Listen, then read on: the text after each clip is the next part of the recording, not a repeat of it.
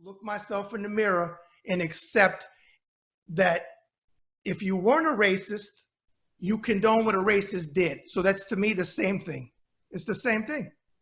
So I agree with you completely. Sounds to really make you rub and scrub. Slang badang badang bong biddly biddly bong. Bong biddly biddly biddly biddly biddly biddly bong. I said, pass the dutchie on the left hand side.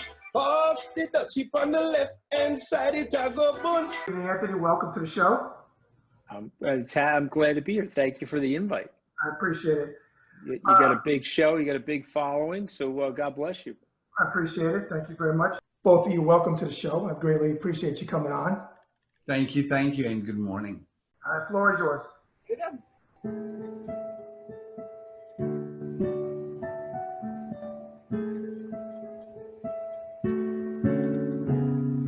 Whatever it is, it'll keep till the morning. Haven't we both got better things to do? Midnight blue. I'm on your side, I still care. I may have died, but I've gone nowhere. Just think of me, I'll be there. Just think of me, I'll be there. There you go. Bit rusty. Oh. You know what? I gotta tell you, usually I make my guests get a little emotional if I find something that touches them. You got me this time. So viewers, you're always telling me you got this one emotional. That got me emotional. I had to wipe my eyes. No. Since you told me you've seen some of the shows already, welcome, Johnny, of course.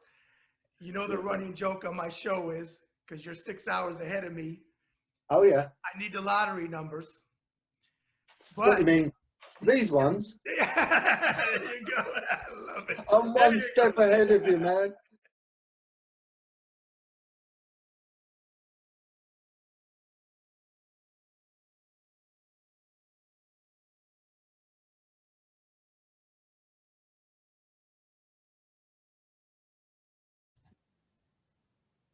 Hey, folks, this is the man with the pinky ring and the New York thing. Forget about it. Bad Brad Berkwitt. And you're watching another episode of the Bad Brad Berkwitt Show on the Ringside Report web TV channel. Now hit that button, whatever corner it's on, or on your cell phone, and subscribe. I greatly appreciate it. We've picked up several new subscribers recently from around the world. And again, I truly, truly do appreciate the support. As well, follow me on Twitter at Bad Brad RSR. Again, that's at Bad Brad RSR. Twitter is my main social media platform. Well, today, folks, I got a gentleman coming on who I consider a friend. This is his fourth appearance on the show, and we always run the gamut talking about different topics. Today will be no different. So without further ado, the one, the only, the mooch, Anthony Scaramucci. All right, Anthony, well, welcome back again with the cool Led Zeppelin shirt on today. It's the Labor Day weekend. See, I usually have Brioni on. I had a tie for you, but now as COVID is dragging on, I'm like down to my underwear almost. Exactly. And he's got a stack of books behind him again. And a big happy birthday to Joyce Davis. We're giving you a big shout out. One of Brad's writers. Lots of love to you, and happy birthday, and a great and healthy year ahead for you. Sure, appreciate that. All right, let's get into some talking points. And then I've got some second part interview is going to be interesting conversation, I like to call it. Let's start out with something you and I are adamant about on Twitter, getting vaccinated. Yeah. Would you agree with the following statement? 30 years ago, would the country in large, a big percentage of the country 30 years ago now have the same issues getting vaccinated, or would they get vaccinated? Because my opinion is we would not, we'd have some on the fringe, small percentage who are always going to be crazy, and that's not going to change. But as a whole, I feel 30 years ago, not 20, 30, that the country would not be doing what it's doing today. What's your thoughts? Yeah, maybe even 20, but I think what's happened is there's been a breakdown of trust in the establishment. I feel that there's a good portion of the population that feels like the establishment has let them down. And so they get angry. And then one of the ways they get angry is they personally revolt. Like, I'll show you, I'll stick a thumb in your eye. You want me to do something, I'll spite myself. I'm a conservative talk radio show host. Don't get vaccinated, then I'll die of COVID so that I can sort of like own the liberals or something like that. And 30 years ago, 40 years ago, our parents' generation, the civic virtue of being in the military, the closeness that we had in terms of our unity as a nation and our trust in science and in the scientific community, we would have gotten vaccinated. And the weird thing about all this, we are the victims of vaccination success.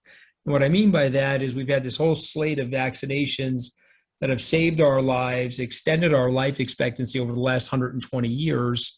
And, polio, smallpox, rubella, all this stuff, we are benefiting from all this, that now we have a group of people that are taking their health and safety for granted. And unfortunately, I have a couple of family members that break through COVID. And one of my family members says, my God, thank God you talked me into getting that vaccine. My doctor told me the way I feel, I could have been put on a respirator. So I beg people to get vaccinated, and I take flack. There's robotic technology, there's MAGA people, but there's also Russian robots out there that are going to try to rip me up and post these hateful screeds about me. But I'm okay with that. I think, what I love about you, there's many things I love about you, but one of the main things is you got a backbone and you're willing to stay in your lane of truth and in your lane of what you think is the right thing to do for people. So I don't want to force it on anybody. The problem is I would love to have a vaccine mandate, but my friends have won me over intellectually to we've fractured the trust of the establishment, Brad. So we can't get away with a vaccine mandate now. No one trusts the government. We have to go back and rebuild our trust in the government. You may not have liked Jimmy Carter. People trusted him. Lyndon Johnson, many people didn't read these bios. But we trusted the government. Right. Eisenhower, obviously we trusted. And we've lost that trust over the years. Reagan, people didn't like Reagan, some of the liberals, but they trusted him. They thought he was a good guy. I trusted him. He was my commander in chief. And I respected him. Yeah, you thought he was good. Yeah, look, you may not have agreed with his policies, Right. but you're like, you know what? He loves the country. We're going to have a disagreement. That's Right. what makes the country. Okay.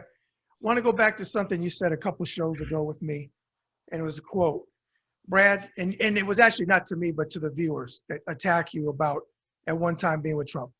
And Anthony said 74 points, which is factual, 74.2 million people voted for Trump. And Anthony made a point, and I agree with him to a certain extent, that we had to give them an off-ramp. That was your words, an off-ramp. Yeah. Now, we're 7 months into President Biden's administration. That off-ramp seems like it's not coming, that a lot of them are doubling down on the nonsense. I know we have people like, the Lincoln Project and all that, but they were there before. I'm talking about since the election, since President Biden went in office. Are you surprised that there isn't more people going on that off-ramp that you talked about, Anthony?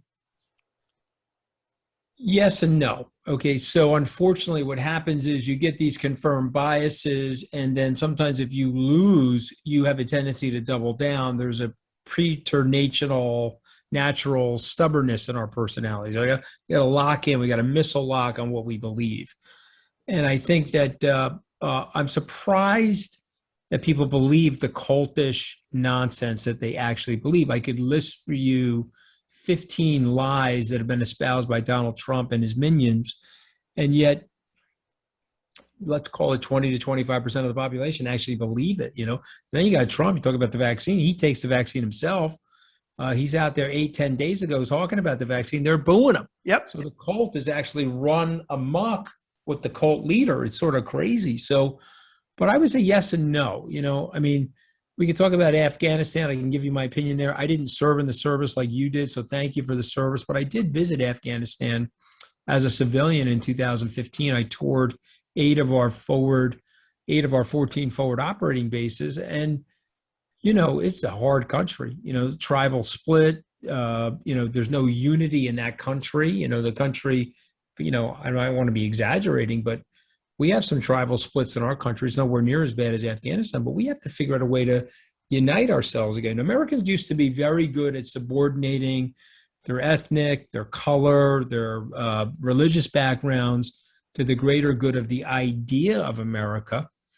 And now we're not doing that. And so those people are doubling down. But, but I got to tell you something, what I would say to the Biden administration is you've done a lot of great things. We can talk about how Afghanistan went down. You were in war. I have witnessed enough of it to know that stuff happens when you're making an evac. It just happens. Okay. If you want to think Donald Trump could have handled that evac better than Joe Biden, I don't think he could have. He couldn't have. You want to say that he wasn't going to evac? Well, he said repeatedly that he was going to evac. The last 3 presidents wanted to evac. I don't think there was a winnable war there. I don't think it made any more sense to stay there based on it didn't. And so for me, we left. I feel heartbroken for those 13 men and women that died over the last couple of weeks. Heartbroken. I don't want anybody to die. I want to share this with you and your viewers and listeners. The very painful day for me. I was at a water fountain in a Quonset hut in Iraq. I was in Baghdad in an army barrack, and we were working out. And I don't know, I got done. I got off the elliptical. I went over to the water fountain to get a drink.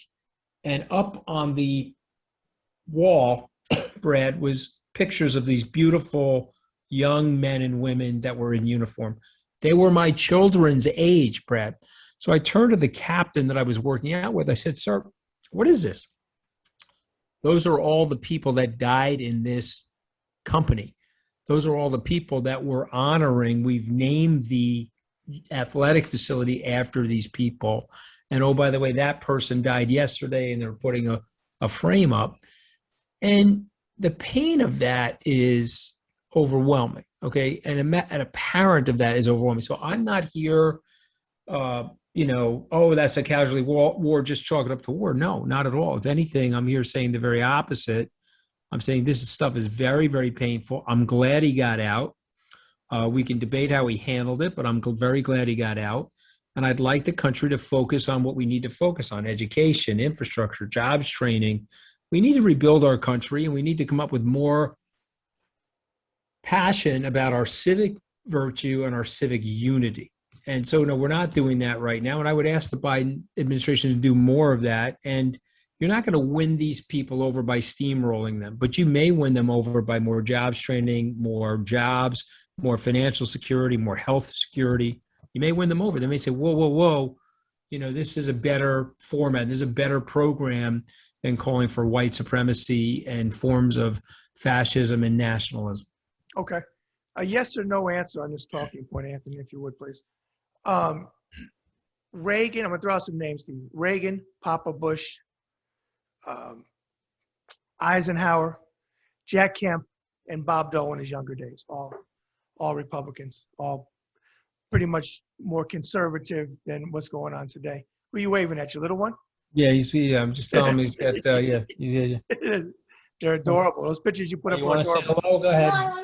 Go ahead, Brad's very friendly, but I'm on a live television. I love it. I got a world exclusive, a mini me mooch. All right, give me a kiss. Adorable.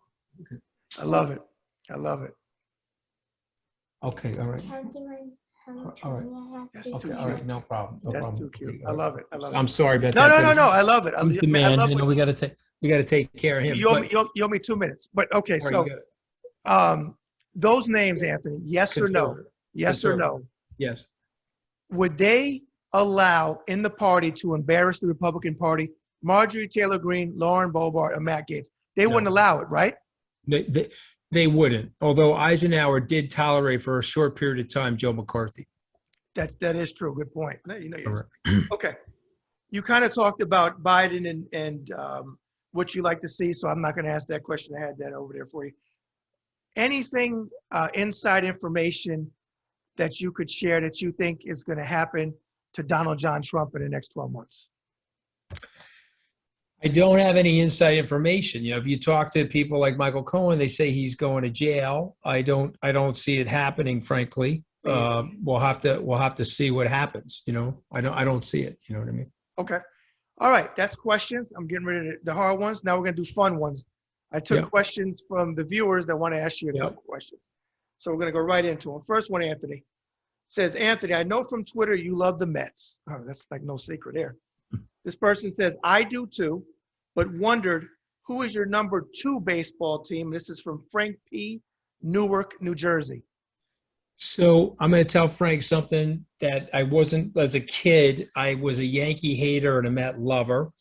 After 9/11, I made a solemn promise to myself. I'm a New Yorker. I will never root against a New York team ever. And I rooted for the Yankees in the Diamondback World Series in 2001. And I'm sorry about that to my Yankee fan friends, because the teams I root for always lose, which is why I'm always in a state of misery as a fan. So probably shouldn't have rooted for them. They would have won the damn thing. But so my number 2 team is the Yankees, actually. I do follow the Yankees. I'm friends personally with Brian Cashman. And, I like a lot of the players on that team. They're good guys. Okay. Next question. It says, Mooch, love the picture of your kids who are your mini me's, like I just said, your twins. As a concerned parent with young kids in school, what punishment do you think parents should get if they knowingly send their kids to school with COVID and don't report it? Allison R. from Greenwich, Connecticut. Yeah, boy, that's a really big one. There has to be some type of fine or misdemeanor or something for that. I mean, that's an outrageous thing to do, because you're literally putting people into harm's way, and it's almost like an assault. So my knee-jerk reaction to that is, as I've said this to you, Brett, I have the freedom to move my arm, but I don't have the freedom to clench my fist and move my arm into your face, unless we're in one of those boxing rings that you, and congratulations on making the Hall of Fame. But the point I'm making, that's got to be like an assault. That's hurting somebody, and that's outside of the scope of what your individual freedom is. I agree. Okay. Anthony, if America got to the point that the insanity dialed up to a 10, where in the world would you take your family to live? John B., Los Angeles, California. Yeah, so John B., I'm going nowhere. I'm a New Yorker. I got interviewed by Spike Lee for his new documentary about 9/11. He said, are you one of those rich pansy hedge fund managers heading down to Miami? I said, no, I'm a New Yorker. I will be here when they shut the lights off on this city or upon my demise. And so I'm going nowhere. If it gets to a 10, I hope to be working with people like Brad to get it from a 10 to a 9 to an 8 to a 7. I'm going nowhere. I want to try to be part of the solution. And like you, Brad, I'm not a guy that gives up easily, so I'll be in there swinging. Okay. And the last question from a viewer says, Anthony, are you a pet owner? And if you are, what type of pets do you have? Another lady viewer, Susan R. from Akron, Ohio. Yeah, so my whole life I have been a pet owner. A pet died recently, so we don't have a pet in the house right now, but we will. The kids are ready for a dog, and I'm looking forward to making sure they get one. And so it's just a matter of time. Okay.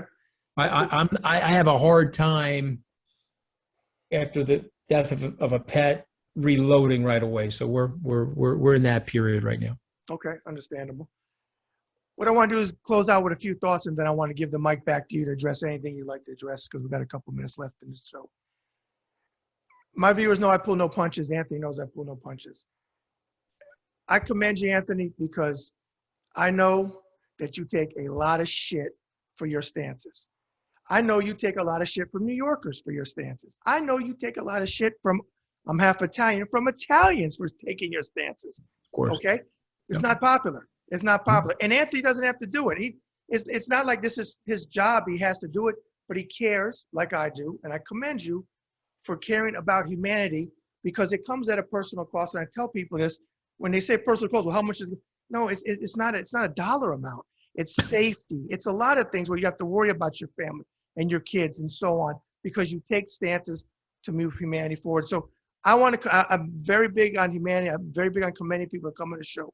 You happen to be one of them, and you got 1 million+ followers on Twitter, and you don't have to do it, but you do it, and you do it at a cost. And I appreciate you for doing it, Anthony. Well, I appreciate that, but I also appreciate you because of your love of humanity. Okay, your lack of willingness to tribe up, your lack of racial division. And I love the fact that you're able to go after the racists, frankly. You're able to go after the people that are traitors to the idea of America and whether America really should represent and the progress of America. Look, we're an imperfect nation. Mhm. You and I both know that. There's a lot of scars here and there's a lot of things that need to be healed. But by and large, it's a very good group of people. And if we could just calm down a little bit and recognize how much more we have in common than what our differences are, we're going to be a lot better for it. And I hope we can do that. And your voice is out there, and I applaud it. Anytime you invite me, I try to get on. I appreciate it. I want to flip the mic back to you. In closing, anything you want to get out, go for it. Well, look, I do believe that we're in the fight for the democracy. I do believe that when you look at a guy like Kevin McCarthy, who's the new McCarthy, he's a traitor to the United States. Yes. He's someone that is ready to subvert the law, the rule of law, the checks and balances of power. And I'm surprised by that because I knew Kevin, and and I'll confess to you, I was one of Kevin's donors. I'm not anymore.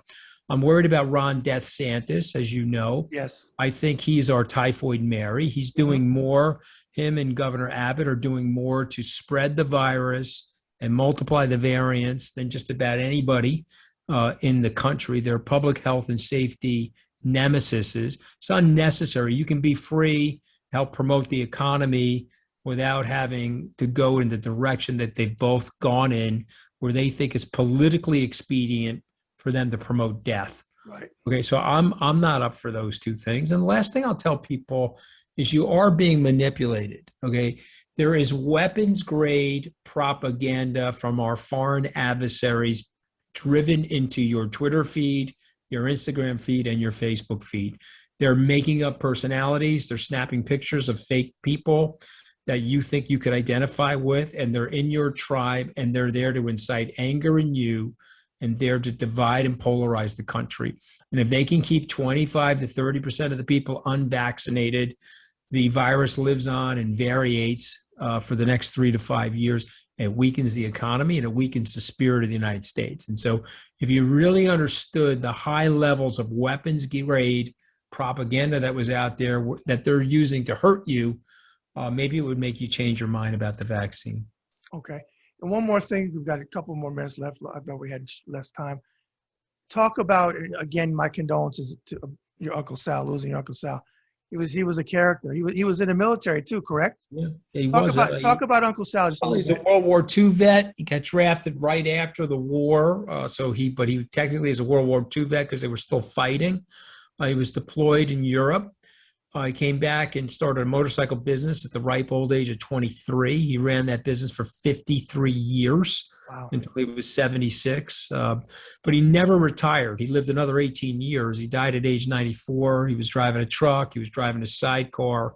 I learned a lot from him and it had to be commercial. He was also a guy that you would respect.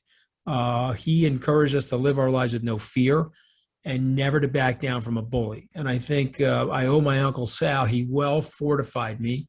As I explained, I got Trump wrong, but once I got Trump wrong, I had the flexibility and the need from a personality perspective to express my change of view and then to fight Trump and his anti-stance towards democracy. And, he was going up against the president of the United States. You saw me on CNN every night bashing the guy hard. I got that from my uncle.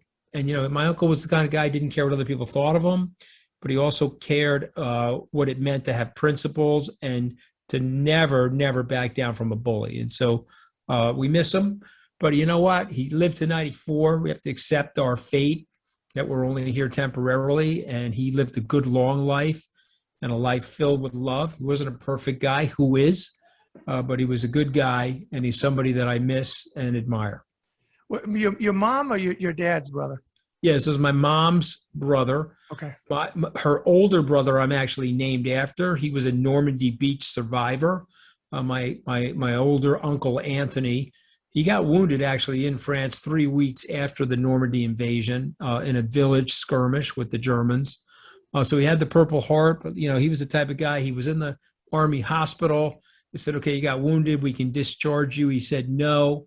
And he stayed in the Army. He got to go to Potsdam. He actually met Harry Truman in Potsdam as part of an Army Corps that was there with the president in Potsdam at the Potsdam Conference. So another celebrated person in our family, humble guy, saw a lot of bad things in the war. Didn't really talk about it until his 80th birthday. He died shortly after his 80th birthday in 2005 on none other days other than Memorial Day, Brad. How's that for a fitting Wow. day? And so anyway, make a long story short, those are some of the people I look up to. My dad was also in the Army, but didn't get deployed into combat. He was in Louisiana, and thankfully Eisenhower had just ended the Korean War, so he did his service and then came home. Okay. Well, you know I love you, Paisan, and Hey, same I back got to you, man. I got your back. Don't take Same any back wo- to you. don't take any wooden nickels, and best to you I and will your see you family. soon. Have an awesome Labor Day weekend. It's always a pleasure to be on with you, my brother. Thank you. Take All care. right, you be well. Bye-bye. Bye-bye. Folks, the mooch, the one, the only Anthony Scaramucci. Always a great guest, always rapport, mutual respect. And that's what we have on this show. I told you, I'm always going to bring you guests that are moving humanity forward. He happens to be one of them, and I do consider him my paisan. Look that word up, paisan. He doesn't have to do what he does, folks. Nobody has to do it, really. But when they do, and they do it at a personal cost, you have to respect that, and I do. From the days of my father doing it in the 60s and 70s, to Anthony modern day and other people, Mary L. Trump, who's another friend that I adore and respect. They don't have to do it, but they do it. And remember that. So when you question, should you try to move humanity forward, it doesn't matter if you have a name of Scaramucci or Mary L. Trump, or even at my level for a platform. It doesn't matter. All voices matter. And you hear Anthony talk about those type of things with me and me with others. So I'll always use my platform. I'll always have guests on like Anthony. So once again, make sure you subscribe to my channel. I greatly appreciate it. Tell all your friends. They're all welcome. And yes, that is me, because people are shocked that I personally respond. It's easier for me to personally respond on my channel than is Twitter, even though I try to personally respond on Twitter too. People are amazed by that. I told you, I am one of those people that engages with people that move humanity forward. End of story. All right. As well, again, follow me on Twitter at BadBradRSR, at BadBradRSR. All right, folks. And remember, every act of kindness is a little love we leave behind. Bad Brad.